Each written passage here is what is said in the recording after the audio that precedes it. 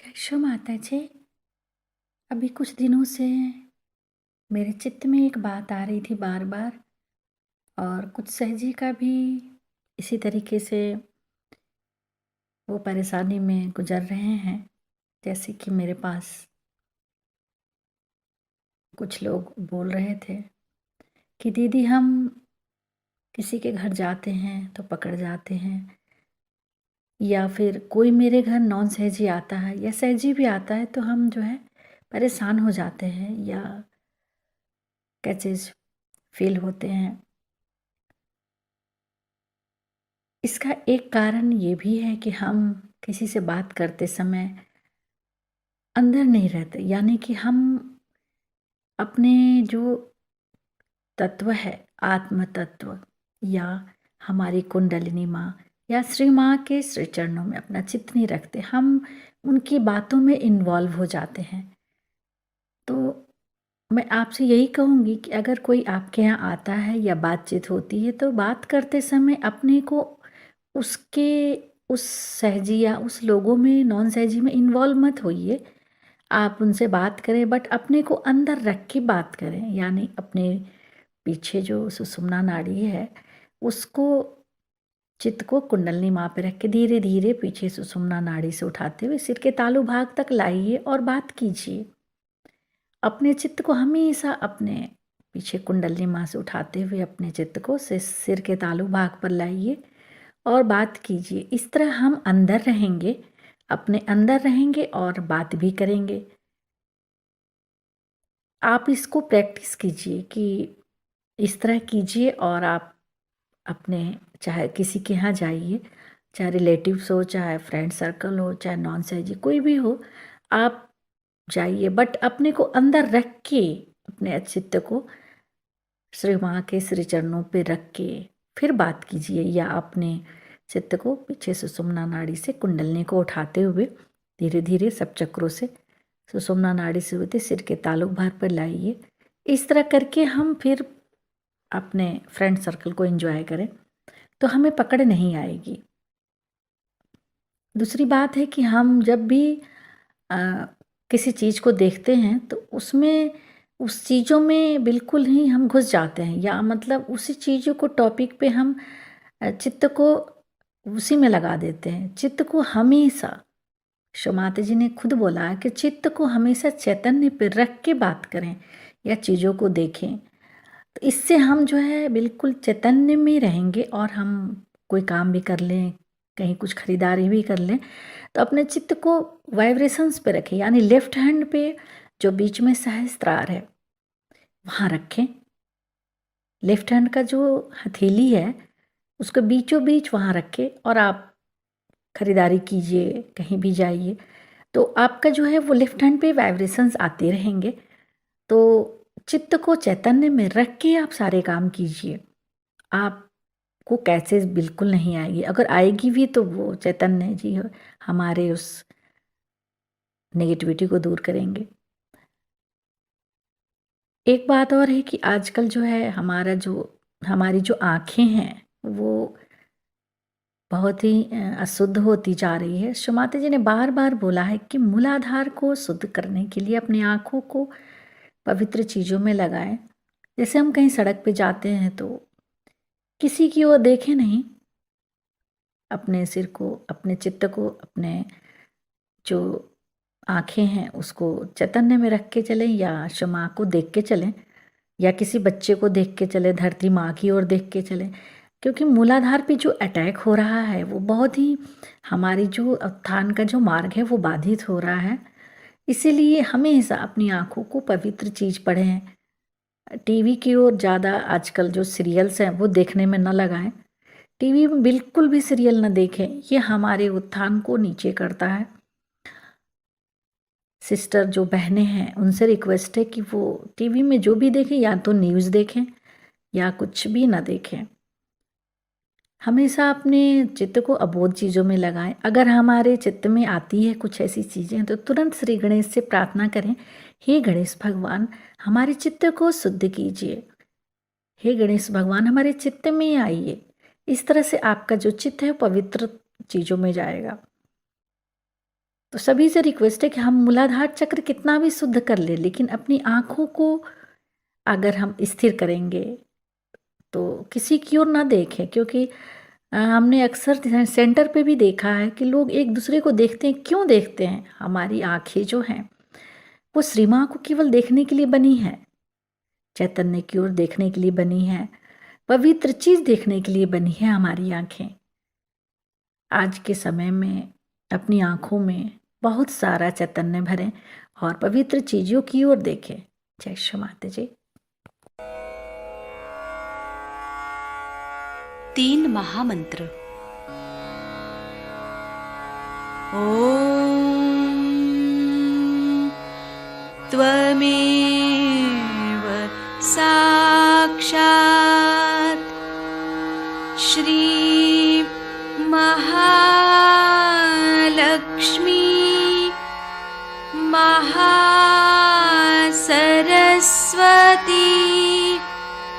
महाकाली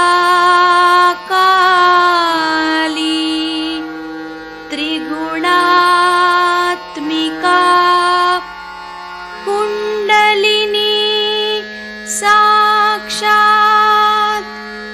श्री आदिशक्ति माताजी श्री निर्मला देव्यै नमो नमः। ॐ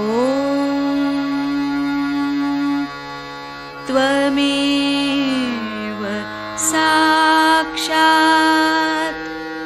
श्री कल्की साक्षात् श्री आदिशक्ति माताजी श्री निर्मला देव्यै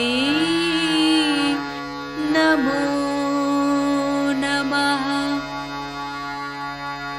ॐ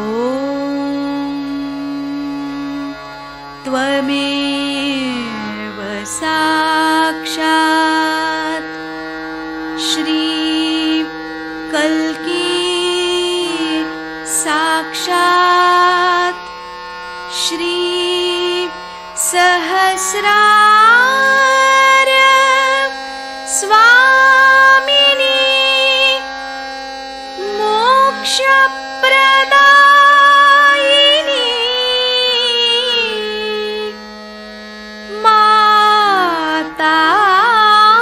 माताजी श्री निर्मला देव्यै नमो नमः।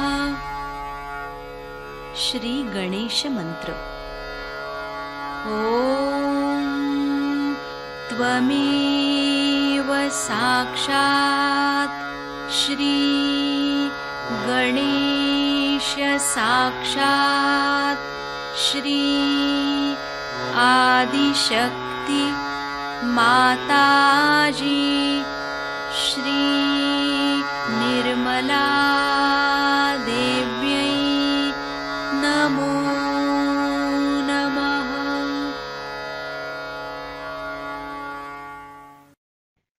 जय श्री माता जी। दोनों हाथ माँ के सामने, अपने हृदय में श्री माता जी को देखेंगे। माँ की छवि को अपने हृदय में स्थिर करते हुए परम पूजनीय श्री माता जी, हमारे इस हृदय को स्वच्छ एवं पावन कीजिए।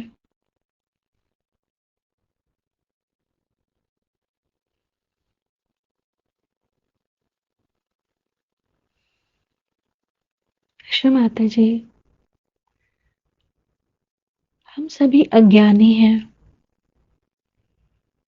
हम सबकी अज्ञानता के कारण यदि आपके सान के खिलाफ जाने अनजाने में हुई गलतियों को आप ही क्षमा कर सकती हैं।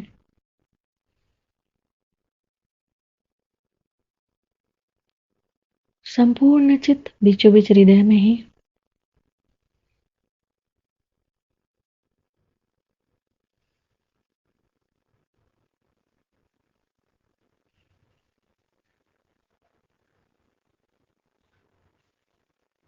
दोनों हाथों पे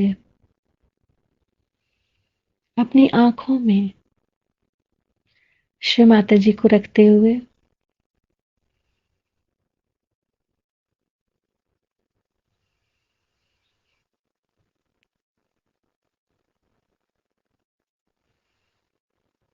अपने संपूर्ण चित्त को राइट स्वादिष्ठान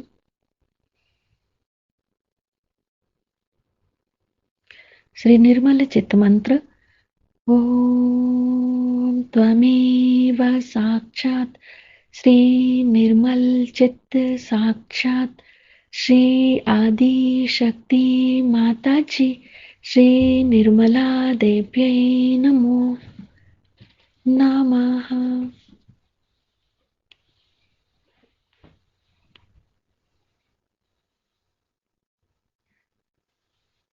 संपूर्ण चित्त राइट स्वादिष्ठान पर रखते हुए मां हमें स्वयं को देखने की शक्ति दीजिए।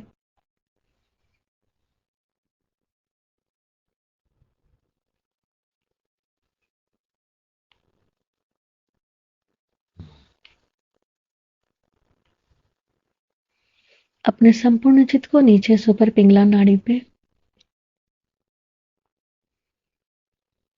श्री माता जी हमारे पिंगला नाड़ी में जो भी अतिरिक्त सोच है उसे शांत कीजिए।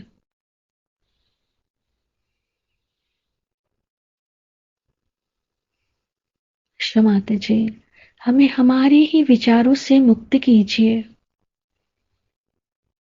संपूर्ण चित्त नीचे से ऊपर पिंगला नाड़ी पे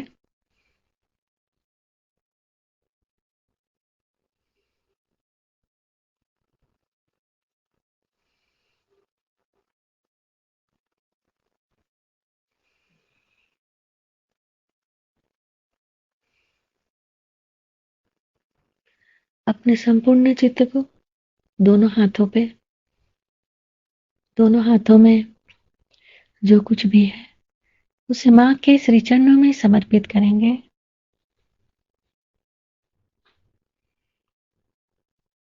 श्री माता जी हमारे समर्पण को स्वीकार कीजिए।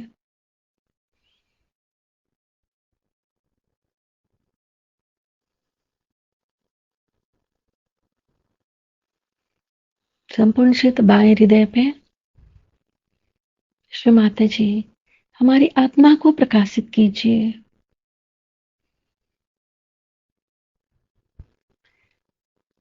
हमारी आत्मा में क्षमा का तत्व, ज्ञान का तत्व, प्रेम का तत्व प्रदान कीजिए।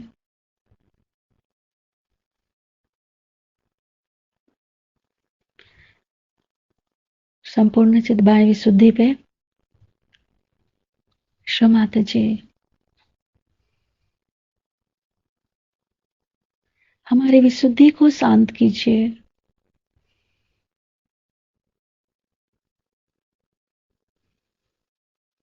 श्री माता जी मैं बिल्कुल भी दोषी नहीं हूं। हमारे अंदर से समस्त दोष भाव समाप्त कीजिए।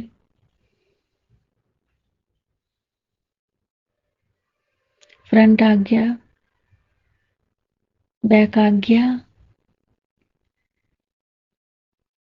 सिर का तालू भाग, सिर के तालू भाग पर मां को देखेंगे। श्री माता जी हमें पूर्ण संतुलन दीजिए।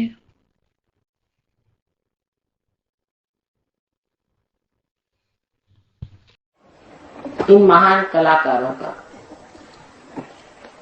मैं हार्दिक अभिनंदन करती हूँ। और आप सबसे मुझे विनती है कि जो लोग परमात्मा के खोज में भटक रहे हैं उन्हें भी पहले संगीत का आश्रय लेना पड़े। उसके बगैर काम नहीं बनने वाला,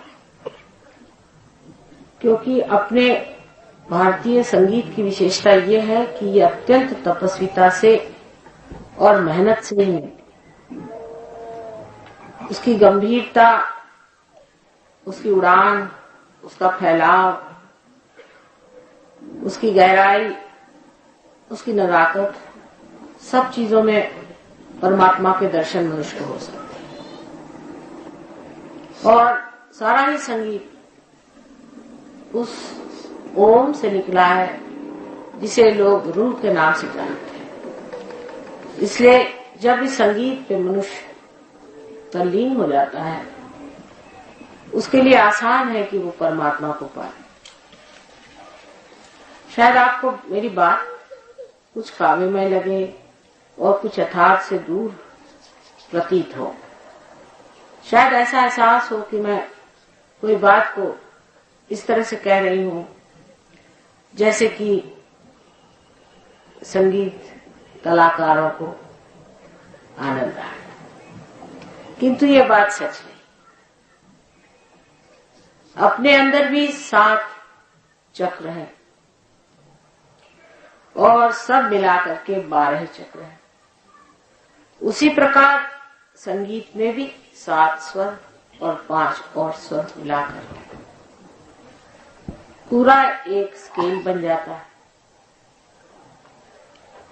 हमारे चक्रों में जब कुंडलिनी गति करती है और जो स्वर उठाती है वही स्वर हमारे संगीत में माने गए। हमारा भारतीय संगीत बड़े दृष्टों ने, ऋषियों ने, मुनियों ने पाया हुआ है। वो चाहे किसी भी धर्म के रहे हो, वो किसी भी देश के हिस्से में पैदा हुए हो, उत्तर दक्षिण पूर्व पश्चिम, वो कहीं भी उनका जन्म हुआ हो, लेकिन उन्होंने आत्मा को नींव समझ करके ही सारी संगीत की इमारत बांधी। हवा में चीज उड़ने नहीं दी, जैसे वेस्टर्न म्यूजिक का। वेस्टर्न म्यूजिक तो कटी पतंग की तरह बहती रहती है, कभी ठंडी हो जाएगी, कभी गर्म हो जाएगी, कभी कहीं बहेगी, कहीं कहीं बहेगी। लेकिन हमारा भारतीय संगीत एक चीज से हमेशा बंधा रहता है और वो चीज है हमारी आत्मा। अब आजकल मैं देखती हूँ कि लोग बाग इस संगीत को पसंद नहीं करते, खास नहीं उसके समझने की इच्छा रखते हैं। उसकी वजह यह है कि हम लोगों के लिए कोई नई चीज आ गई है जो दिखने में आसान नजर आती है, लेकिन आत्मा को पाना भी तो मनुष्य भूल गया है। आत्मा की बात करना भी पुरानी हो गई और आजकल फैशन में नहीं। आजकल अगर कोई आत्मा की बात करता है तो लोग सोचते हैं कि माता जी भी क्या पुराने जमाने की बात ले बैठे, या आत्मा वात्मा कोई चीज है या नहीं, और परमात्मा भी नाम की कोई चीज है या नहीं। लेकिन अब भी इस भारतवर्ष में कितने भी लोग परमात्मा की ओर से मुंह मोड़ चुके हों, तो भी उनकी डोर तो उन्हीं के हाथ में है। और कितना भी आप दूर चले जाएं, इस भारतवर्ष की जमीन ऐसी है कि आप भगवान को भूल नहीं सकते। ऊपरी तरह से आप कुछ भी कहते रहें कि परमात्मा नहीं है, उनकी कोई शक्ति नहीं है और हम उनको मानते नहीं, और हम तो अपनी ही शक्ति को मानते हैं। लेकिन अभी तक मैंने ऐसा कोई भारतीय देखा नहीं कि जो एक हद पे पहुंचकर कहता है कि भाई होना चाहिए भगवान नाम की चीज, और हम कहते हैं कि चीज ही नहीं है। भगवान तो सर्वव्यापी शक्ति है। तेरा बेटे बहुत अच्छा, बड़ा अच्छा। और उस शक्ति को पाने के लिए, उस शक्ति को जानने के लिए हम लालायित नहीं होते, नहीं हमें उसके लिए कुतूहल होता है, और न हम समझते हैं कि ऐसी कोई शक्ति है जो हमारे अंदर से प्रवाहित हो सकती। वजह यह है कि इस पर बहुत ही कम लिखा गया, और जो भी कहा गया है बहुत गुप्त रूप से कहा। जिस चीज को हम इस देश की संपदा या संपत्ति या बड़ी भारी इसे परंपरा समझते हैं, उस परंपराओं में भी इस चीज के बारे में कहा तो गया है, लेकिन ये चीज घटित कैसी होती इस पर बहुत ही कम प्रकाश पड़ा।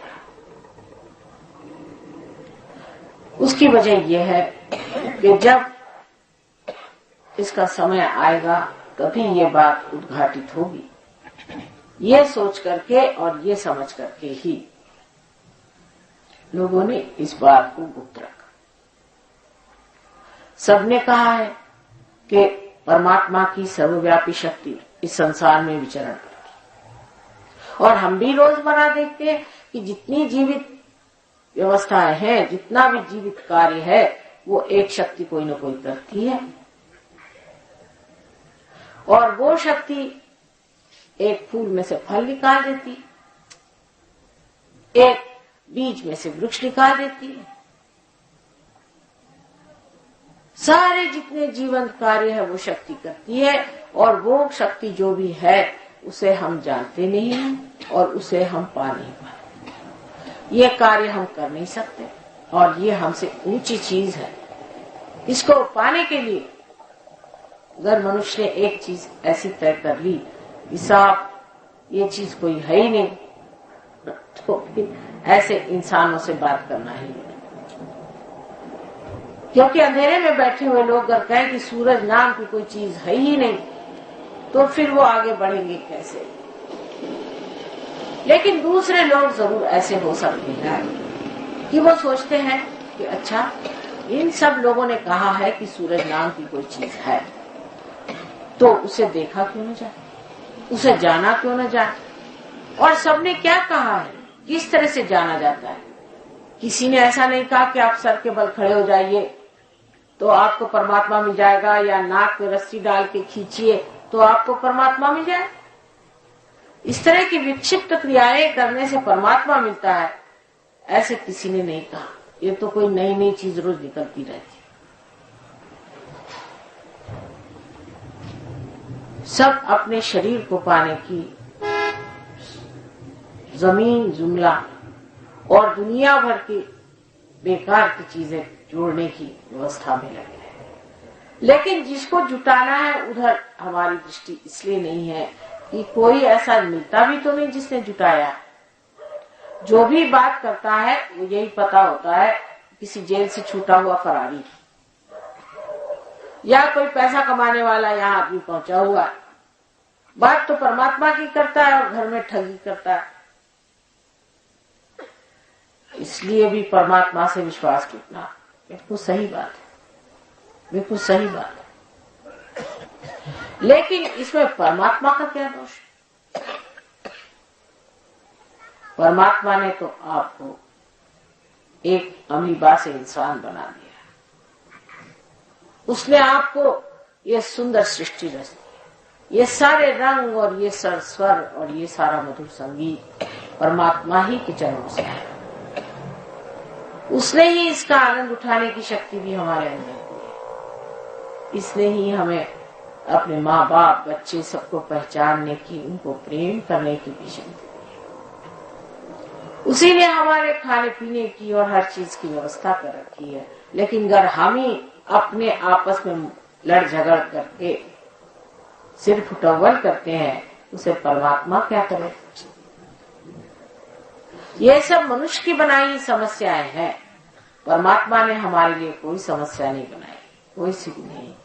बस एक बार मांगने की बात है और आप जान सकते हैं कि वो परमात्मा क्या है और आपका आत्मा क्या है। इतनी सुंदर तरीके से अपने अंदर उन्होंने पूरा यंत्र बिठाया।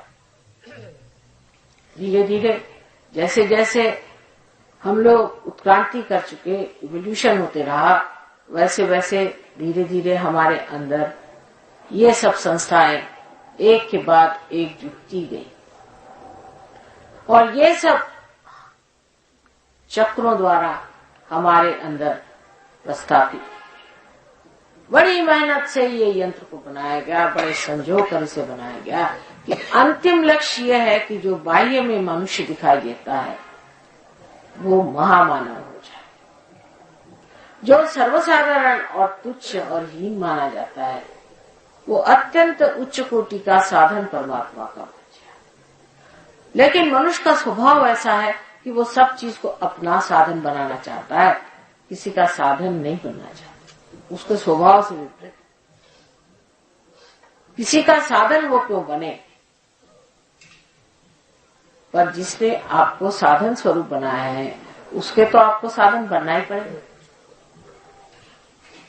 अगर आप उसका भी साधन बनने के लिए तैयार नहीं है तो आपने जितने साधन जुटाए हैं ये सब व्यर्थ। इनसे आपको कोई सुख की प्राप्ति और आनंद की प्राप्ति नहीं हुई, न होगी। आप उन देशों में जाकर देखिए जहाँ सब उन लोगों ने हजारों साधन जुटा लिए, 2500 तरह के साधन जुटा लिए। आप अगर जाइए तो एक ऐसी मोटरें हैं कि बैठे बैठे आप उसको दरवाजा खोल लीजिए, उसका कमरा बना लीजिए, उसका ये कर लीजिए। इसमें रखा, इस सब तमाशेबाजी में रखा क्या है? ऐसे ऐसे मकानात हैं कि जहां आप जाइए तो आपको वहां पर एक ही जगह में स्विमिंग पूल भी मिल जाएगा और एक ही जगह में आपको बैठे बैठे आप अपने मोटर भी चलवा लें, सब करवा लें, तो फायदा क्या है? ये सब तमाशेबाजी करके इंसान को मिला, इससे किसी को आनंद की उपलब्धि हुई? आनंद की बात छोड़िए, मैं तो यहाँ तक कहती हूँ कि किसी के अंदर किसी भी प्रकार की सुज्ञता आई है, और सुज्ञता की भी बात न करें तो किसी के अंदर शांति है। जब युद्ध नहीं होता तो युद्ध की तैयारियां होती हैं, और फिर उसके बाद युद्ध होने के बाद फिर युद्ध की तैयारियां होती। ये तो मनुष्य की सुज्ञता हो गई है इन देशों में। और शांति की बात यह है कि दो इंसान झगड़ा किए बगैर इन देशों में 5 मिनट से ज्यादा नहीं रह सकते। ऐसी दशा में ये सोचना चाहिए कि जितना कुछ हमारे लिए बहुमूल्य है, जिसकी हमें चाहत है, वो छोटी छोटी चीजें तक वहां नहीं मिल सकती। जैसे कि एक माँ का प्यार, एक बाप का आश्रय, एक बच्चों का दुलार और उनकी आज्ञाकारिता, कुछ भी नहीं मिल सकता। आप सब चीजों से अछूते इन पैसों से बनाई हुई चमकती हुई कृत्रिम दुनिया में, झूठी दुनिया में रह रहे हैं। इससे परे परमात्मा की सच्ची दुनिया, उसका सच्चा राज है, उसकी सच्ची मोहब्बत है, उसको आपने अभी तक जाना ही नहीं है, उसको आपने देखा ही नहीं है। इसलिए इन सब चीजों को आप बहुत ऊंची चीज समझते हैं। लेकिन ये चीजें किसी भी प्रकार आपको सुख नहीं दे सकती। अभी देखिए, आप यहाँ संगीत सुन रहे थे, जिन्होंने बजाया दूसरों को आनंद देने के लिए, वो सुखदायी चीज होगी। लेकिन अगर आप आज ये इस कारपेट के धनी हैं तो आपके लिए सर दर्द की चीज हो जाती है। आप सोचते हैं कि खराब न हो जाए, कहीं बिगड़ न जाए, माता जी इस तरह से बैठी हैं, कहीं इसके रेशे न टूट जाए, न जाने कितने रुपया का आया। हाय तौबा लगी रहेगी कि भाई ये चीज ली, इसको अब कैसे बचा। अगर आपने इस चीज की परवाह नहीं की तो दूसरी चीज चल पड़ेगी कि और क्या चीज लाए, ये पड़ोसियों के यहाँ ये चीज है, ये हमारे यहाँ कब आई। इस उलझन में और इसी उधेड़ बुन में सारी जिंदगी बीत जाएगी। अंत में पता हुआ कि जनाबे अली स्वर्ग सिधार गए, और नहीं तो पागल खाने में दाखिल हो गए। इस हालात को देखते हुए इंसान को सोचना चाहिए कि भाई क्या हम इसलिए पैदा हुए हैं, क्या परमात्मा ने हमको इंसान इसलिए बनाया कि हम पागल खाने चले जाए और आपस में लड़ते झगड़ते रहें, क्रोध करते रहें, किसी भी चीज का मजा न उठाएं। इंसान का मजा न उठाए? आखिर हो क्या गया? हम लोगों में कौन सी चीज ऐसी बच गई है, रह गई है, जो अछूती है, जिसके कारण हम इस तरह से हो गए हैं कि हमें अपने से परे दुनिया दिखाई नहीं देती है? इतना स्वार्थ, इतनी अंधता, इतना अत्याचार क्यों आ गया? कभी तो इंसान को एक तरफ बैठ के ये भी सोचना चाहिए। हर समय वो यही सोचते रहता है कि मेरे साथ क्या ज्यादती हुई, उन्होंने मेरा कितना घाटा किया, उन्होंने मुझे कितनी तकलीफ दी और आपने क्या किया। फिर ये भी सोचने लग जाए कि मैंने कितनी तकलीफ दी है, तो भी वो सोच हो गया और ये भी एक सोच हो गया। दोनों तरह से आदमी शोक में ही डूबा हुआ।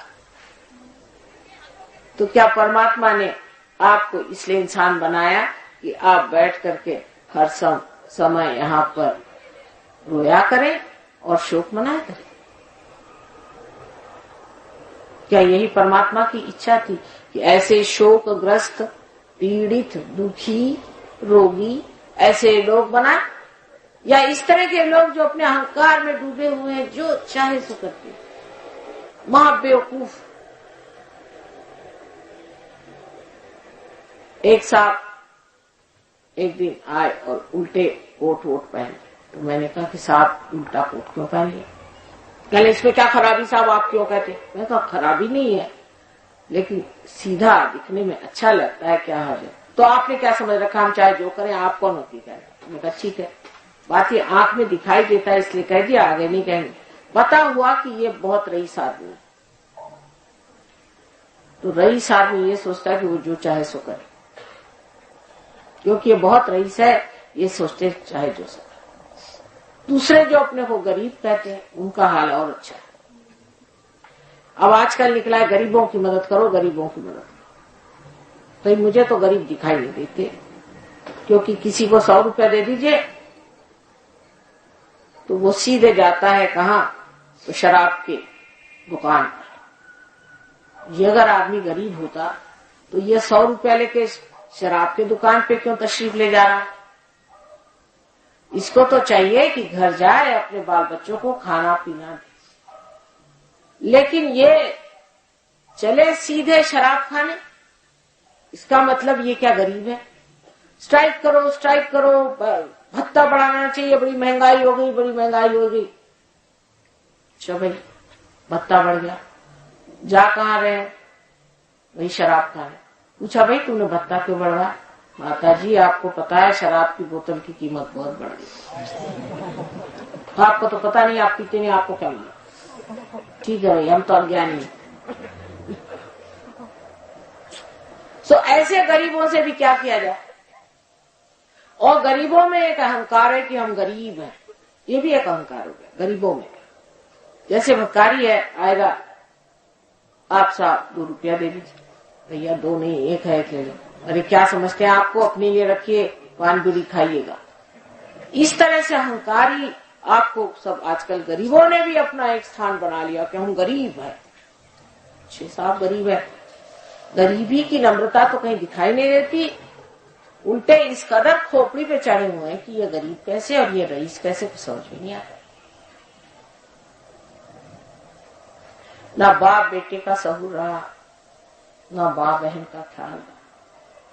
देखने में ये बातें आप लोगों को लगती है कि माँ बहुत पुरानी बातें कह रही है, लेकिन जो कुछ अपना पुराना था वो बहुत जरूरी था आज के लिए, बहुत जरूरी है।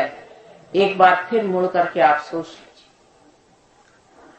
जो कुछ हमने खो दिया है वो आज मैं खोज रही हूँ आपके अंदर, बगैर उसके ये कार्य हो नहीं सकता। जो लोग अपने को अहंकार में बहुत बड़ा आदमी समझ रहे हैं उनके लिए सहयोग नहीं है, और जो गरीब होकर के ये सोच रहे हैं कि वो सबकी खोपड़ी पे लग सकते हैं उनके लिए भी सहयोग नहीं। सहयोग उनके लिए है जो समझदार, गहरे, गंभीर और धार्मिक लोग हैं। धर्म का मतलब ये नहीं कि सुबह से शाम तक आप माला जपें, लेकिन धार्मिक का मतलब ये है कि जो अपने अंदर एक संतुलन से रहते, कोई अतिक्रमण नहीं करते, जितने भी लोग अपने को फैनेटिक समझते हैं वो तो काम से गए, उनसे हमारा मतलब नहीं। अब ये सोचना चाहिए कि हम लोगों की आदत जो पड़ गई है, हमेशा जब भी ऑडियंस होगा तो जो वक्ता होगा वो यही सोचेगा कि भाई ये ऑडियंस को मुझे जीतना है, क्योंकि इनको मुझे वोट देना है। वोट नहीं देना हो तो कुछ न कुछ रुपया जमा करना होगा। कोई ना कोई मतलब से ये ऑडियंस इकट्ठा होता है, बेमतलब नहीं होता। ऑडियंस से जो वक्ता होता है उसे कोई ना कोई मतलब होता है, तभी ऑडियंस इकट्ठा होता है।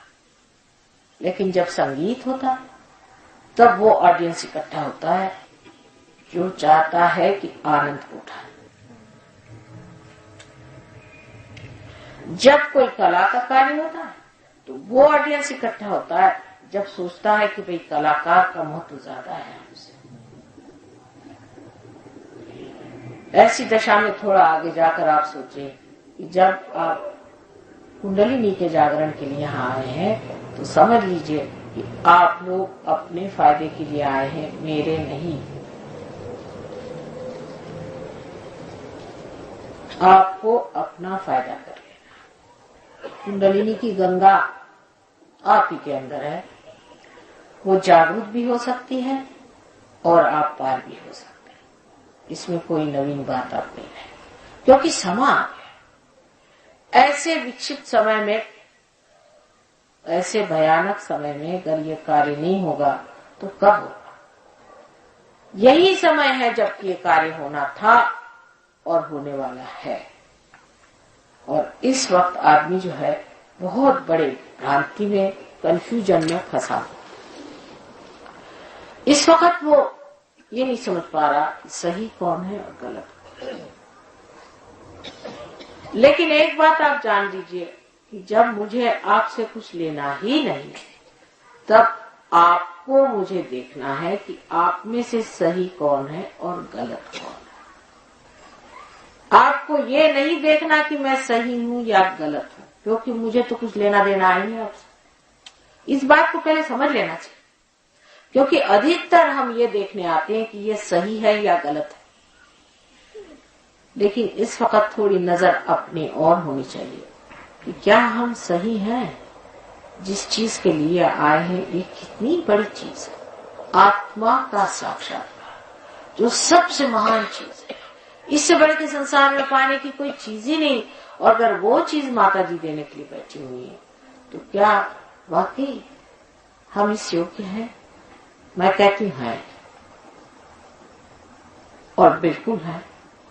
अपने प्रति आस्था रखें और ये कार्य हो सकता है। परमात्मा ने बहुत सोच समझ करके आपको बनाया, ऐसा बनाया है कि मैंने इंसान को देखा, कितना भी गिरा हुआ हो, कितना भी दुष्कर हो, उसकी कुंडलिनी जगा सकते हैं।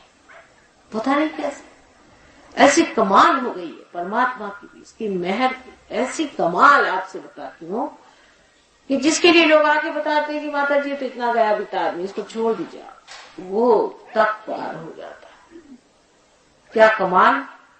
मेरे ख्याल से परमात्मा ने यही सोचा होगा कि इस वक्त नहीं इनको पार कराएंगे तो ये गए सब लोग काम से। और मैंने जो इतनी बढ़िया चीज बना के रखी है, मेरी जो इतनी उत्तम कृति मनुष्य है, वो सर्वनाश होने से मेरी सारी सृष्टि ही खत्म हो जाए। और इसीलिए ये कार्य बड़े जोरों में हो रहा है। लेकिन इंसान खोजता क्या है और जानना क्या चाहता है, ये वो अपने बुद्धि से ठहराता है। जिस चीज को आपने बुद्धि से ठहरा लिया है वो सब सीमित बात है, आपकी अपनी बनाई हुई बात है। लेकिन जो सच है, जो यथार्थ है, उस असलियत को पाने के लिए पहले ये सोचना चाहिए कि हम उसे जाने, देखें, परखें। क्योंकि असलियत अपनी जगह मुकम्मल है, उसको आप हासिल नहीं कर सकते जब तक आप उसको न माने कि वो अपनी जगह है, वो ठहरी हुई है अपनी जगह। और उस चीज को पाने के लिए आपको वहां तक पहुंचना होगा, न कि वो चीज आपके पैरों पे गिरेगी कि साहब मुझे आप अपने सर उठा लीजिए। मैं माँ हूं और माँ बच्चों को कभी कभी सुझाव देती है और समझाती है और कभी कभी डांटना भी पड़ता है। बच्चे ना समझ, उनको बहुत प्रेम और बुद्धिमत्ता से परमात्मा की ओर ले जाना, क्योंकि उसके सिवा कोई चारा मुझे दिखा नहीं। उसको पाए बगैर इंसान तहस नहस हो जाएगा। आत्मा को पाए बगैर आप चाहे कुछ कर लीजिए, आप अपने को दूर हटा के रखिए, कुछ भी कर लीजिए, आप खत्म हो जाए। परदेशी देशों में जहां जहां आप जाके देखिएगा, आपको आश्चर्य होगा कि किस रफ्तार से ये लोग जहन्नुम में जा रहे हैं, दोज़ख में जा रहे हैं, कि जिंदगी कहां खत्म हो रही, इनका हाल क्या है, क्योंकि इन्होंने अपनी आत्मा को नहीं पाया। एक पेड़ बाहर से दिखाई देता है, उसको ही सब कुछ मान लेने से नहीं होता है, उसकी जो जड़ें हैं उसको खोजना होगा। जब तक उसके जड़ में आप नहीं उतरेंगे तब तक इस पेड़ का कोई माना नहीं होता। और वो जड़ हमारे अंदर है, खासकर इस योग भूमि में है। आप चाहे सूट पहन लीजिए, चाहे आप टाई लगा लीजिए और अपने नाम धाम भी बदल लीजिए, आखिर इस देश के आप बच्चे हैं। और ये देश एक योग भूमि, इस देश के अंदर ऐसी शक्ति है कि इस देश के रहने वाले लोगों को एक विशेष तरह का अधिकार है कि वो परमात्मा को प्राप्त करें। आप विश्वास नहीं, लेकिन जब तक आपके अंदर प्रकाश नहीं आता, मेरी बातें आपको शायद सच न लगे और शायद अच्छी भी न लगे, लेकिन जो भी है ये समझ लेना चाहिए कि आप में एक विशेष रूप से अधिकार है कि आप परमात्मा को पालें। यह आपके धरोहर है, यह आपका हेरिटेज है, ये आपको दिया हुआ वर है परमात्मा का कि आप इस महान शक्ति को अपने अंदर पालें। इस प्रेम की महान शक्ति को आप पाकर फिर खो जरूर जल्दी देते हैं, जैसे हम लोग भी स्वतंत्रता को पाकर अब खोने पर आमादा है। लेकिन ये बहुत आसानी से एक हिंदुस्तानी के हाथ लग सकती है। इतना आसान नहीं है कि परदेश में ये काम हो सके। लेकिन मैं परदेश काफी घूमती हूँ, वजह ये कि वहां का एक आदमी अगर पार हो जाए तो वो एक पेड़ बन के खड़ा हो जाता है। हिंदुस्तान में हजारों बीजों को अंकुरित करिए, उसमें कहीं एक आध होता है जो पेड़ बनता है। अपने बारे में हमें प्रतिष्ठा नहीं है, हम अपने को आंकते नहीं, अपने को समझते नहीं, हम अपने को जानते नहीं। छोटी छोटी चीजों में हमने अपना जीवन व्यर्थ कर रखा। कोई भी जीवन में हमारे लक्ष्य में ये नजर नहीं आता है कि उसमें कोई महान, कोई उदात्त, कोई ऊंची, कोई बढ़िया चीज हमने सोची। आज समय आ गया है कि इंसान को सोचना पड़ेगा, और नहीं सोचेगा तो आगे का हाल बहुत बुरा है। अभी जो बिगड़ा है वो भी सुधर सकता है, वो भी ठीक हो सकता है। इसलिए सबसे पहले आत्मा को आप प्राप्त करें। आप कैसे प्राप्त करें? सब लोग कहेंगे माँ कैसे, उसकी आपको चिंता करने की जरूरत। आपके अंदर यह शक्ति निहित है, आपके अंदर आत्मा निहित है। जैसे ही यह शक्ति उस आत्मा से संबंधित हो जाती है, ये चारों तरफ छाई हुई ये परमात्मा की परमेश्वरी शक्ति आपके अंदर महसूस होने लगता है। एक बीज होता है, उसे आप किस तरह से पनपाते हैं, बस उसको आप माँ के उदर में छोड़ दें और वो अपने आप सहज माने सह माने साथ और ज माने पैदा। आप ही के साथ पैदा हुआ है ये अधिकार कि आपका योग, आपका मिलाप उस परमात्मा की शक्ति से हो जाए। और जैसे कि योग गठित होता है, उसमें पहली मर्तबा आपके हाथ वो शक्ति मिल जाती है जो सर्वव्यापी है। उसको आप जानने लग जाते हैं, समझने लग जाते हैं। धीरे धीरे ये शक्ति बढ़ती है और आप इसका काम समझते हैं, ये किस तरह से चलती है, इसको किस तरह से इस्तेमाल करना चाहिए। और जैसे जैसे आप बढ़ते हैं, ऐसे ऐसे एक बीज का एक वृक्ष खड़ा हो सकता है। इस विभाग का विशेष कारण ऐसा है कि न जाने कैसे हमें यहाँ पर एक आश्रम की जगह मिल गई। पहले भी हमें गवर्नमेंट ने जगह दी हुई है, लेकिन ऐसी दी हुई है कि कुछ समझ में नहीं आता। सब्जी मंडी में जगह दी, जहाँ पर कि बैल बैठे रहते हैं और वहां पे गाड़ियां छोड़ी हुई। पता नहीं गवर्नमेंट का दिमाग कैसा। हमने कहा भाई, हम तो यहाँ मेडिटेशन करने वाले हैं, तो ये कौन सी आपने जगह हमारे लिए खास ढूंढ कर दी है। इस प्रकार उन्होंने हमें बड़ी बढ़िया जगह दी।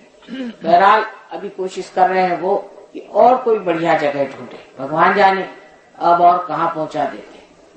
गवर्नमेंट की बुद्धि जैसे चलेगी वैसे ही चलेगी, अपन तो कुछ कर नहीं सकते। बहरहाल परमात्मा की कृपा से ही ये जगह हमें यहाँ मिल गई। छोटी सी जगह है, लेकिन काफी है। इस आपके एन्क्लेव में ये जगह का होना कुछ मायना रखता है। कोई न कोई आप लोगों की पूर्व पुण्याई है, कोई न कोई विशेषता आप लोगों की है, इसलिए यहाँ पर ये जगह हो गई है। इसमें आपको पैसा देना नहीं। एक बात समझ ले कि परमात्मा को पैसा नाम की चीज मालूम नहीं। ये इंसान समझ ही नहीं सकता, उसकी खोपड़ी में नहीं घुस सकता है कि परमात्मा का कार्य बगैर पैसे के होता है। आप किसी फूल को पैसा देते हैं जब वो फल बन जाता है, या किसी पेड़ के सामने आप ले जाके पैसा रख दीजिए, तो वो क्या समझता है कि ये पैसा है कि मिट्टी है कि क्या। परमात्मा ने पैसा नहीं बनाया, आपने पैसा बनाया और आप ही जाने उसकी दशा। इसके लिए आप पैसा नहीं ले सकते, न दे सकते। हाँ, एक बात दूसरी कि आप मेरे लिए फूल लाए, चलो ठीक है। फूल वही कौन सा राग है और ये कौन सा ताल है, लेकिन ये मजे में सुन रहे थे और बहुत से हमारे सहयोगी भी सुन रहे थे। वजह यह है कि ये संगीत आत्मा को छू रहा था। अभी तक जब तक वो जागरूक नहीं हुआ, तब तक ये टुनटुन ही दिखाई देगा। जिस दिन जागरूक हो जाएगा, उस दिन इससे जो आप पे असर हुआ है वो कैसे जानिएगा। इसका असर एक सहयोगी समझता है कि उसके अंदर से चैतन्य की लहरियां बहने लगी और बढ़ती गई और बढ़ती गई और आनंद आता। तो परमात्मा की शक्ति कार्यान्वित होती है, वो बोलती नहीं, कार्यान्वित होती है, कार्य को करती। वो जैसे मनुष्य सोचता है कि अब मैंने बैठे बैठे सोच लिया।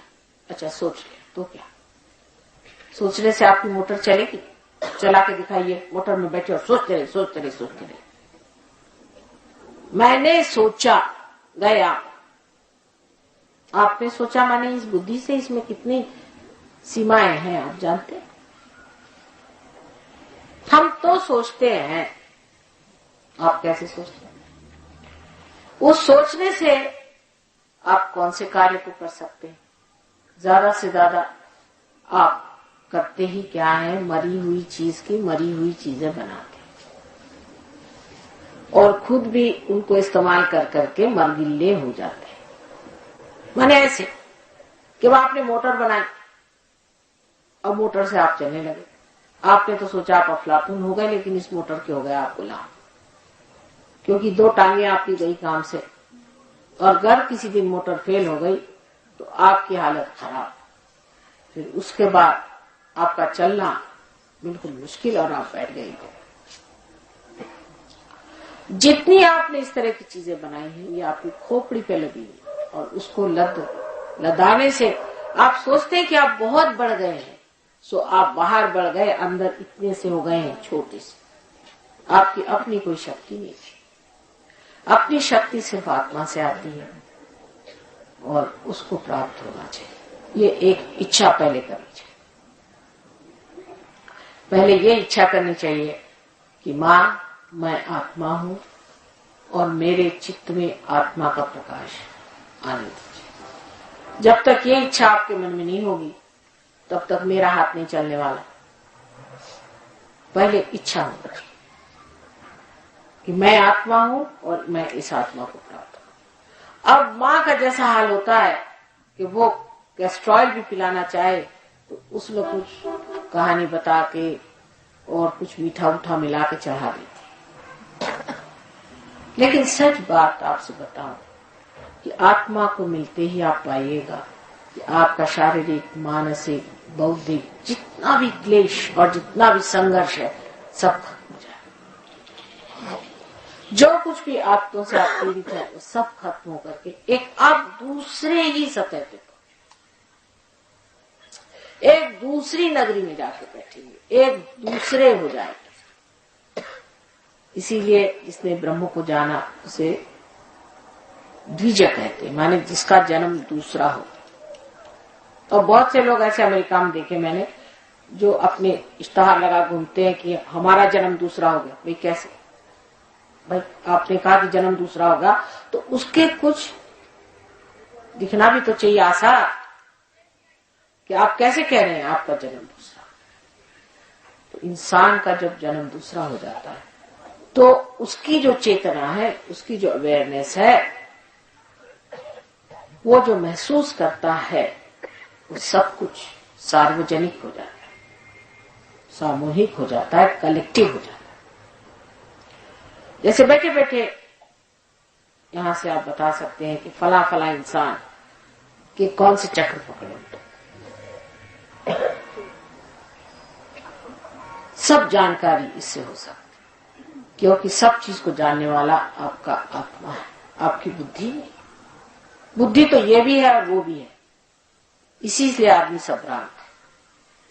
लेकिन जो सिर्फ है वो आत्मा जानता है और जो सच है वो आत्मा बताता है। हम लोग ये बहुत कुछ सुनते आए अभी तक, हर तरह से लोगों ने समझाया। उसमें सच भी बोलने वाले बहुत थे और झूठ बोलने वाले भी बहुत रहे। बहुत से झूठ बोलने वाले तो ऐसी कॉपी करते हैं सच बोलने वाले की कि सच बोलने वाला ही अवाक रह जाता है कि ये कैसे मेरी ही बात दोहरा रहे हैं इतने जोर जोर से और हिम्मत के साथ। और परदेसी लोग तो सोचते हैं कि भाई ये जब बोल रहा है तो सच ही होगा, ऐसे झूठ कैसे बोल सकता है। उनको नहीं मालूम कि हम लोग झूठ बोलने में कितने माहिर हैं।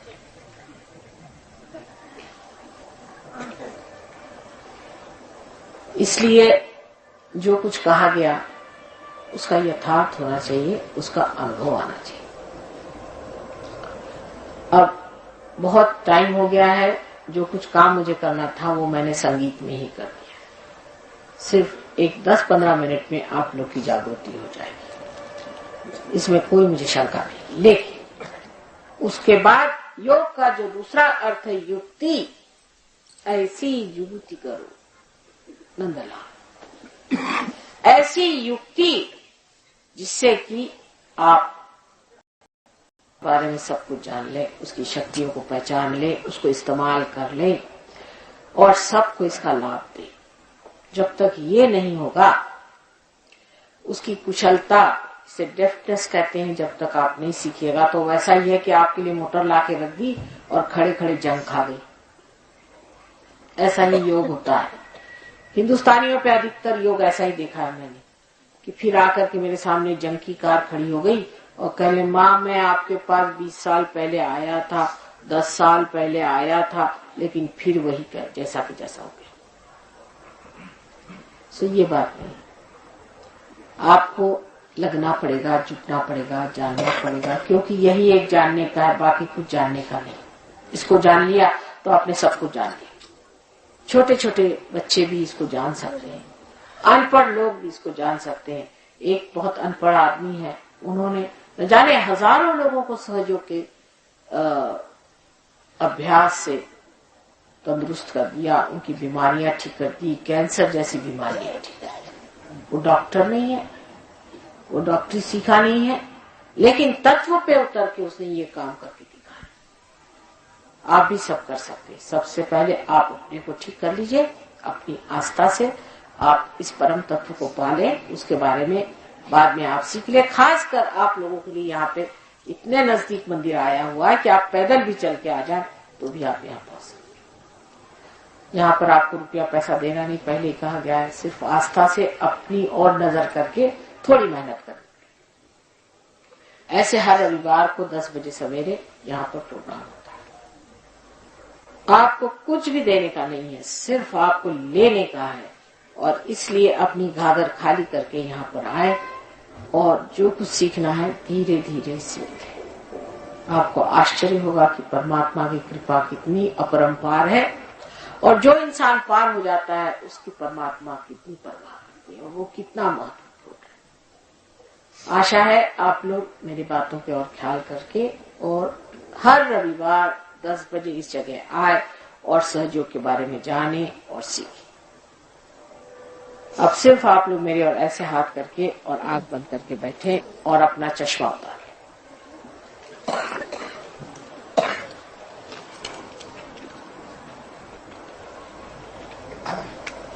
ऐसे अब देखिए कि आप सिर्फ अपना हाथ सर पे रखिए, सर के ऊपर आधार रखिए। राइट हैंड रखें और देखिए कुछ ठंडी हवा आ रही है क्या? देखिए कुछ गर्मी आ रही होगी शुरू में, क्योंकि गर्मी होती है ना अंदर, वो निकलनी चाहिए, वो निकल रही है। और अब देखिए धीरे धीरे, और दूसरा हाथ रख के देखिए,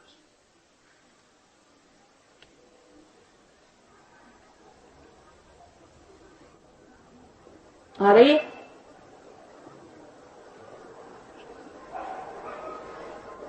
देखिए आंख बंद रखिए। अब फिर विचार तो हो गए हैं, कोई विचार नहीं, लेकिन सर में से ठंडी हवा आनी चाहिए। अब आंख खोल, मैं आपको बताती हूँ अपनी कुंडलिनी स्वयं की कैसी जागरूक करनी चाहिए। इस हाथ में आपकी इच्छा शक्ति है, इसको अपने सामने रखें, बहुत आसान है। इस हाथ को अपने सामने रखें जहाँ की कुंडलिनी का स्थान है। वो कहाँ पर है, कैसे है वगैरह के लिए आपको थोड़ा समय देना पड़ेगा, सब कुछ आपको बताया जाएगा, कोई भी गुप्त बात नहीं सहयोग में। अब आप दूसरे हाथ से इसको इस तरह से घुमाएं, ऐसे घुमाएं कि ऊपर आगे नीचे पीछे, इस तरह से करते करते आप पूरी तरह से हाथ को ऊपर ले जाए और एक गांठ बांधे इसकी यहाँ पर, और इस तरह से गांठ बांधे। फिर से देखिए हाथ को, एक ही हाथ को घुमाए, दूसरा हाथ सीधे सीधे ऊपर चढ़ता है। अब देखिए इसी प्रकार करते करते हाथ बहुत ऊंचा ले जाए, जहां तक ले जा सकते हैं, और फिर से एक गांठ जोर से बांधे, फिर से उठाएं एक बार, इस बार 3 गांठें बांधनी होंगी। और फिर आप देखिए हाथ में कैसी ठंडक से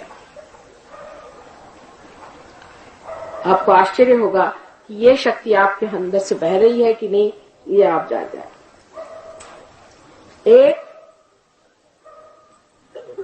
2 3, अब देखिए ऐसे हाथ करें,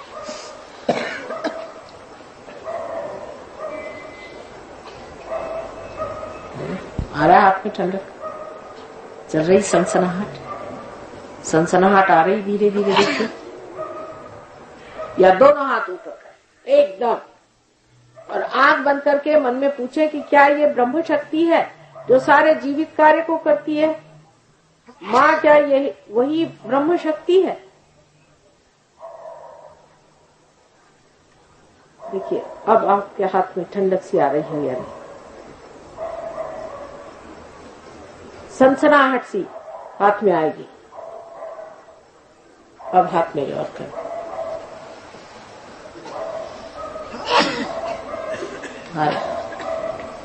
कितना सरल सहज काम, जिसके लिए हजारों वर्ष लोग तपस्या करते थे और परेशान रहते थे, इतना सहज आपको मिल गया। तो आप कहेंगे माँ ऐसे कैसे, आप में भी कोई बात है और मुझ में भी कोई बात है, इसीलिए काम होगा। जानकार ही काम कर सकता है ना, और जो इसका जानकार है वही ये कार्य को कर सकता है। अभी तक इतनी बात अपने लिए कहूंगी मैं, लेकिन ये भी बात आपके लिए कहूंगी कि आप लोगों में भी पूर्व पुण्याई है, इस वजह से आप भी पा गए। अब इससे आगे क्या होना चाहिए, कैसे चलना चाहिए, ये शक्ति को जो प्राप्त हुआ है इसको कैसे बढ़ाना चाहिए, क्या करना चाहिए, इसके लिए सामने ही मंदिर है, वहां आप लोग आए और इसका पूरा लाभ उठाए। आज इतने जल्दी काम हो गया, इसकी वजह ये थी कि संगीत जब चल रहा था तभी मैं आपके चक्रों की सफाई कर रही हूँ। परमात्मा आप सबको सुखी रखे।